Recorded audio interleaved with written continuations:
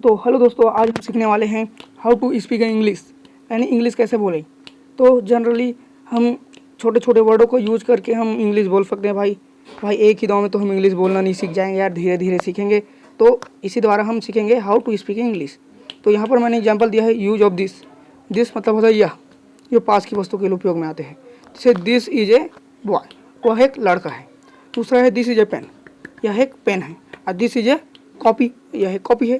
और दिस का उपयोग और बहुत चीज़ों में कर सकते हैं, जैसे दिस इज ए टीवी, आसपास की चीज़ों, this is a cooler, this is a pankha, this is a chair, this is a table, इत्यादि चीज़ों में हम दिस का उपयोग कर सकते हैं। तो इस प्रकार हम एक छोटे से दिस का उपयोग हम इतने सारे सेंटेंस में उपयोग कर सकते हैं। ठीक है, अब आता है यूज ऑफ दैट। दैट का उपयोग होता है वह, दैट मतलब होता है वह। तो दैट का उपयोग हम निम्नलिखित चीज़ों में कर सकते हैं, जैसे दैट इज ए ट्री, दूर की वस्तु। दैट का उपयोग दूर की वस्तु के लिए होता है, जैसे दैट इज ए ट्री माने वह एक पेड़ है। दूसरा है दैट इज ए हाउस, वह एक हाउस है। तीसरा है दैट इज ए बॉल, वह एक बॉल है। और भी उपयोग कर सकते हैं, जैसे दैट इज ए बिल्डिंग, वह एक बिल्डिंग है। दैट इज ए बर्ड, वह एक पक्षी है। दैट इज ए विंग्स, वह पंख, वह पर है, इत्यादि। अब आते हैं हम बहुत ही इंपॉर्टेंट चीज़, use of have to. Have to मतलब होता चाहिए। तो हैव टू का उपयोग अब वहाँ करेंगे, जैसे कि आई हैव टू वाटर, मुझे पानी चाहिए। आई हैव टू गो, मुझे जाना चाहिए। आई हैव टू रन, मुझे दौड़ना चाहिए। आई हैव टू टीवी, मुझे टीवी चाहिए। I have to mobile phone, मुझे मोबाइल फ़ोन चाहिए। आई हैव टू सिनेमा, मुझे सिनेमा जाना चाहिए। I have to go cinema, मुझे सिनेमा जाना चाहिए। तो हैव टू एक बहुत ही इंपॉर्टेंट वर्ड है, चाहिए। इसका उपयोग हम जनरली ही कर रहते हैं। तो हैव टू के द्वारा बहुत ही सेंटेंस आसानी से बना सकते हैं भाई। तो जैसे आई हैव टू पेन, मुझे पेन चाहिए। Generally I have to compass box, मुझे कंपास बॉक्स चाहिए, इत्यादि। भाई बहुत ही चीज़ों के लिए हैव टू का उपयोग होता है, बहुत ही ज़्यादा सेंटेंस। आप भी बनाकर देखिएगा, ये बहुत ही कूल सेंटेंस है, कूल वर्ड है। तो हैव टू का उपयोग ऐसे करेंगे, इस प्रकार। तो आप समझ, मेरे ख्याल से आपको समझ आ गया होगा। आप करते हैं यूज ऑफ कैन, जैसे कि यूज ऑफ कैन, जैसे I can do it, I can do it, मैं कर सकता हूँ। आई कैन डू इट, मैं कर सकता हूँ। दूसरा यू कैन डू इट, दूसरों को कह रहे हैं तुम कर सकते हो। तीसरा दे कैन डू इट, वे कर सकते हैं। ठीक है, तो इस प्रकार होता है कैन का यूज। उसके बाद करेंगे हम यूज ऑफ टू। टू का अर्थ होता है, मतलब कैन का मतलब होता है सकना, और यूज ऑफ टू, टू का अर्थ होता है और भी, अधिक। तो जैसे कि the coffee is a too hot, यानी जो कॉफ़ी है वो बहुत गर्म है।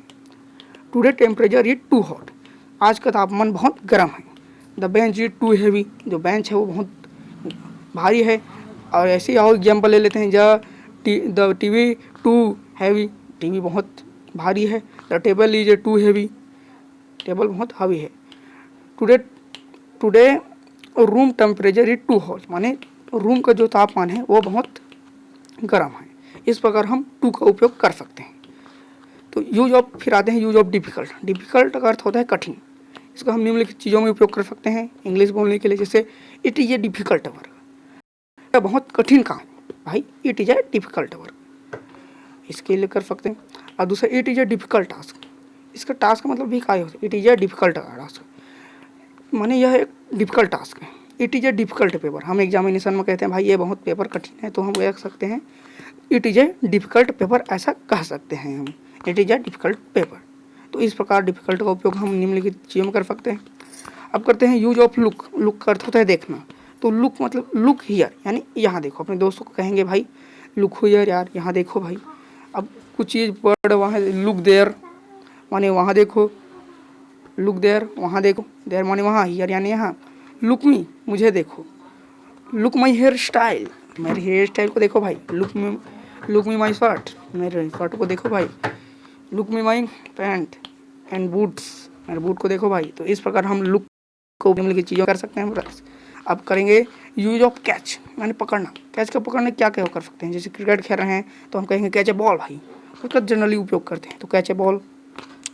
उसके बाद कहेंगे कैच ए पेन, अपने दोस्तों को पेन फेंक कर देंगे तो कैच ए पेन भाई, पेन पकड़ो। कैच ए कॉपी, कॉपी भी देंगे तो कैच ए कॉपी देंगे। कैच ए बुक, पुस्तक पकड़ो, ऐसे कहेंगे भाई। तो इस प्रकार हम पकड़ना का यूज ऑफ कैच का कर सकते हैं, पकड़ना। ठीक, अब आता है यूज ऑफ गिव। गिव यानी देना। तो गिव का उपयोग हम बहुत सी चीज़ों में कर सकते हैं, जैसे गिव मी ए कॉपी, मुझे एक कॉपी दीजिए। अपने दोस्त से कह रहे हैं गिव मी एन एप्पल, मुझे सेब दीजिए। गिव मी अ शर्ट, मुझे शर्ट दीजिए। Give me a other thing, give me a shirt, give me a pen, give me a TV, मुझे टीवी दीजिए। Give me a mobile phone, अपने parents से कहें give me my mobile phone, तो मुझे mobile phone दीजिए। हाँ, give me mobile phone my mother, ऐसे कह सकते हैं। तो इन चीज़ों में हम गिव का उपयोग कर सकते हैं। अब आ जाए है लास्ट हमारा use of sing a song, मतलब गीत गाना। सिंग ए सॉन्ग मतलब गीत गाना। आई सिंग सॉन्ग, मैं गीत गाता हूँ। यू सिंग ए सॉन्ग, तुम गीत गाते हो। ही सी सिंग ए सॉन्ग, माने वह और यही माने वह जो लड़का का उपयोग होता है उसी यानी वह जो लड़की को उपयोग होता है। तो ही सी सिंग ए सॉन्ग, वह गाना गाती है, वह गाना गाता है। तो भाई इस प्रकार हम इन सेंटेंस का उपयोग कर सकते हैं। भाई वीडियो पसंद आए तो लाइक करें, सब्सक्राइब करें, कमेंट में ज़रूर लिख कर देखें, ताकि मैं और ऐसे ही धड़ाकेदार वीडियो आपके लिए बनाऊं, आपको मज़ा आ जाए। भाई इसको हम टफ नहीं लेंगे। बहुत सारा चीज़ें हैं, हम इंग्लिश नहीं बोल पाएंगे ऐसा मत लेना, हम बोलेंगे इंग्लिश, एक न एक दिन बोलेंगे। तो इसके साथ मैं इसे समाप्त कर रहा हूँ भाई। तो भाई कृपया करके लाइक कर दे यार, ज़रूर लाइक कर देना यार।